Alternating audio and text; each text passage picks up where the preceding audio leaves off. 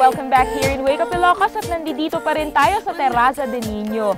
Uy, Wayne, syempre yung pinalabas nating live acts, yung kauna-unahang live act sessions natin. Yes, I'm sure nag-enjoy ang ating mga televiewers listening to the fresh music that, of course, our local artists have offered. Ako ang na-feature ngayong linggong ito. At kinanta ko, of course, yung Breathe Again. Para sa mga in love, para sa mga hindi kayang mabuhay na wala ang kanilang mga jowa, that's the perfect song for you. Ikaw ba, Wayne, anong favorite song mo na doon sa mga... what's there to watch out for? Segments dun sa following episodes, feature din yung mga favorite song ko dun sa yes. Kaya watch out for the songs na mga susunod namin kakantahin. Ito, pinahamak ako mga kaibigan ni Wayne dahil bigla niya akong hinila nung nag-duet kami sa isang napakagandang song. Pero hindi ko yata nabigyan ng justice. Ano yung isang song na hindi mo nabigyan ng justice, aminin? Yung naman can be moved.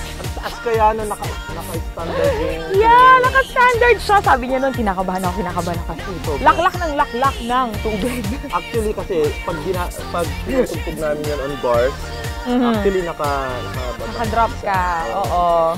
Pero nagawa mo naman. In fairness, binideo pa kita nung time na yon kasi talagang sobrang nagustuhan ko yung song. Yes, i-bluetooth ka sa'yo mamaya yan. Ayan, so abangan po ninyo at we are inviting, of course, all the artists out there, mga banda, mga singers na gustong mag-perform for their live act sessions sa sarili.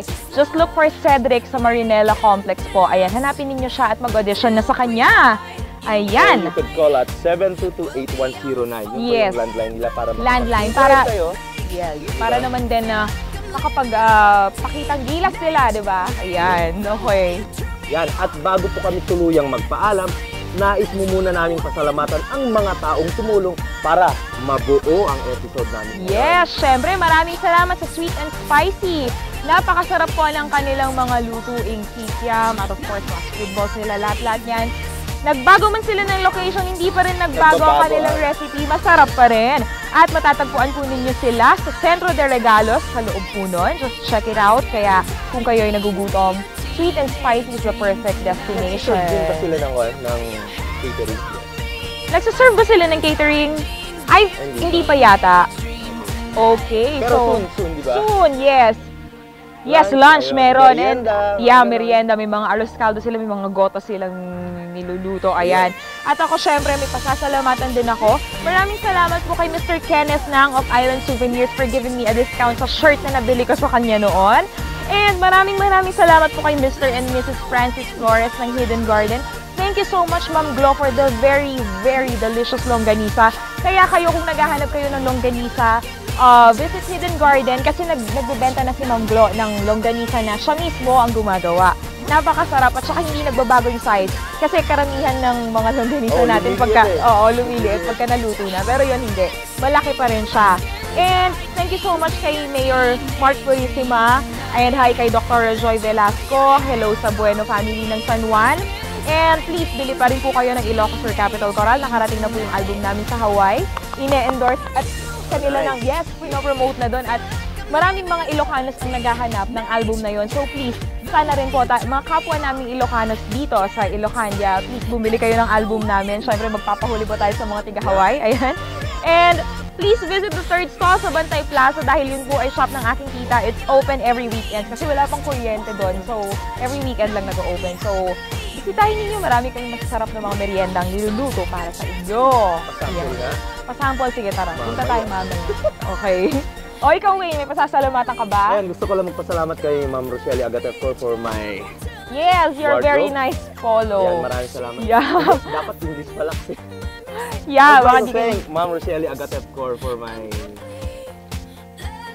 O, tama na. Dinudugo na ilong mo. Umi-effort ka na. Ayan. Tapos doon sa family natin sa core. Yeah. Kay Cedric. Yes. Ngayon.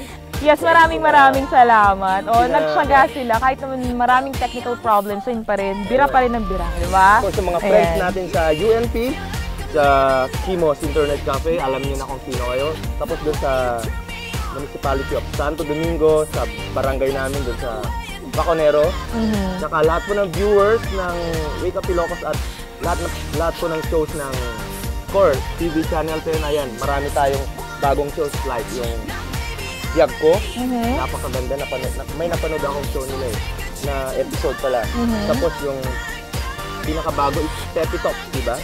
Pepe Talks. Yes, of course, starring Mr. Pepito Alvarez, isang ayun. famous historian.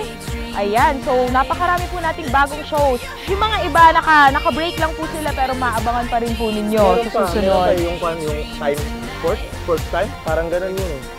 Game time. Yan, game time about sports naman. Nako, about sports ba yun? Ayan, Yes, sports, of course. sports. Syempre, ang dami-dami natin mga shows na dapat abangan.